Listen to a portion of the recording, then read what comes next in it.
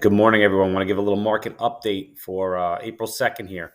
We're at a unique little time in interest rates. As you can see, we've done these before, but I'm going to kind of do them a little bit more consistently now for everyone who's following. We had this little peak up here where we thought we were all done in September, and then we shot up into the 8% range. And then since then, we've fallen down and been on our way back up. So we've had, for any of my buyers, we've had some spots along the way to get some good rates, just by locking on these dips here. But we're now getting to a point, this chart pattern is called a rising wedge. So we've had an uptrend for forever.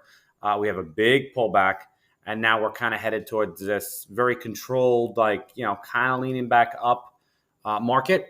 The good news is, for the most part, this is a bearish pattern, meaning that it's going to either, probably test this high up here and then break down below, or may not even make it there and just kind of breaks through this level over here.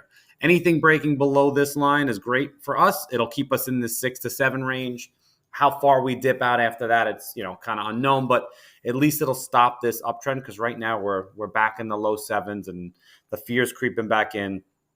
Why I mentioned, because rates don't really matter so much at this point. 6.5, 7.5. If you can't afford it up here, then it doesn't make a difference. What number you get, 7.25 or 7.375. If the numbers are tight, the numbers are tight. So for the people who are looking to buy a house, getting concerned with the rate is really like an irrelevant thing. If you can make that payment work, now's the opportunity to get in when there's less competition, because I see it when the market cycles. When we go on these little uptrends here, some people back off. Even though, again, the payment from here to here is, $75, but they'll back off when they see the rates going back up. And when they dip, they'll come right back in, and they'll be going to open houses again and things like that. The problem with a lot of the stuff you get in the news is, by the time you hear about the rates being up or down, it's already reverse direction. So that's why I like to do these updates for everyone who's either thinking about buying a home or in the process, so you can see a little bit of what goes into it and kind of where we're at. I always love to put a loan in when the rates are at the highs, because I know we're gonna have these dips. It's not gonna be these crazy run ups, but this right here is a really important level to see us either test it and fail, or not even get there at all, and hopefully reverse down through somewhere over here, and then we'll be sitting in a more stable rate environment.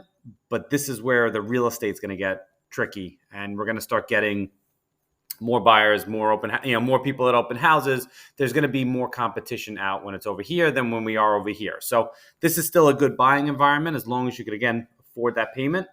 There's going to be less competition. Down here is going to be better rates, a little bit easier on the payments, but you're going to be, again, getting into bidding wars and things like that. So it's where we're at for right now. I'm just going to kind of follow this one, because this is big. If we do break up above this level and hold, I'm going to say it's a lot of external factors with things going on outside the country.